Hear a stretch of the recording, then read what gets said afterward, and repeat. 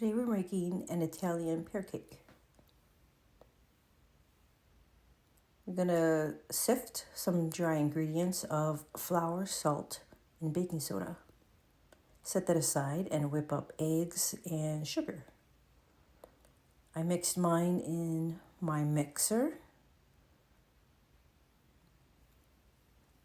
Then you're gonna add some yogurt.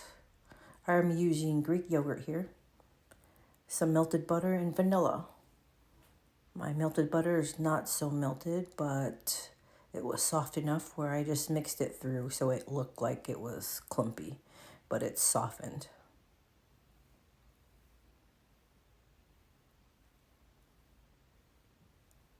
After the vanilla is added, just mix it.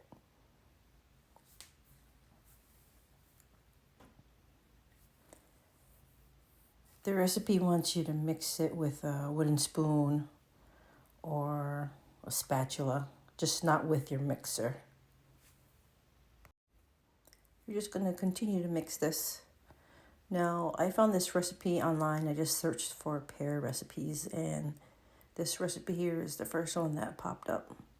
I received a whole bunch of pears from a coworker, and I just didn't want to eat it all, so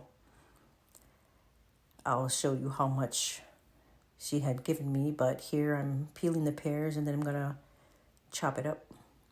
I thinly sliced it and cut it into bite-sized pieces. It is a bit firm, not too firm, but there. It was a whole bag full, and it was really heavy. So I'm just going to thinly slice it so when it bakes through, it won't be as crunchy. But in the end, it came out pretty good. So here I'm slicing it pretty thin, chopping it, adding it to a bowl. And these were about 4 small pears, or you can do like 3 large as what the recipe calls for. So we're just going to continue to chop it.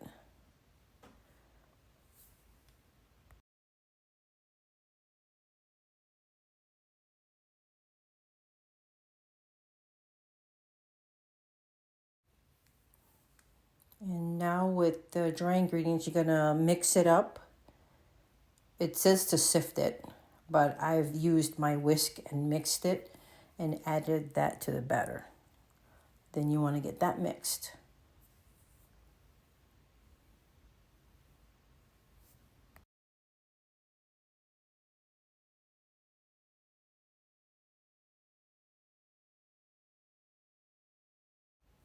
Once you get that mixed, you add the pears and get that all mixed.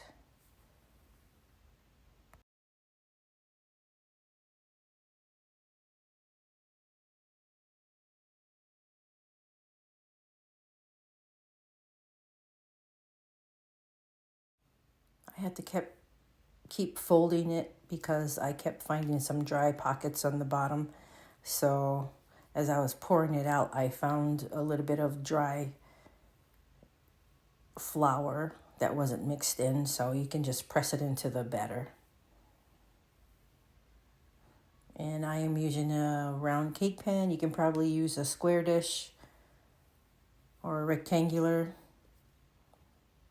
I think it'll come out okay. It's just going to be, the bigger the pan, it's just going to be shallower as far as the size of the cake. And I just used Crisco and floured the Crisco and add the batter in.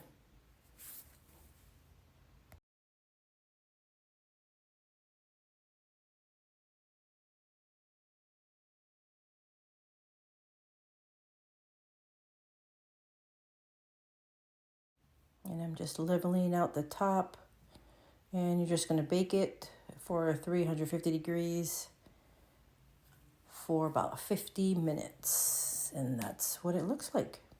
It comes out moist. It's a little on the dense side because of the yogurt, but it's really good and it's not too sweet.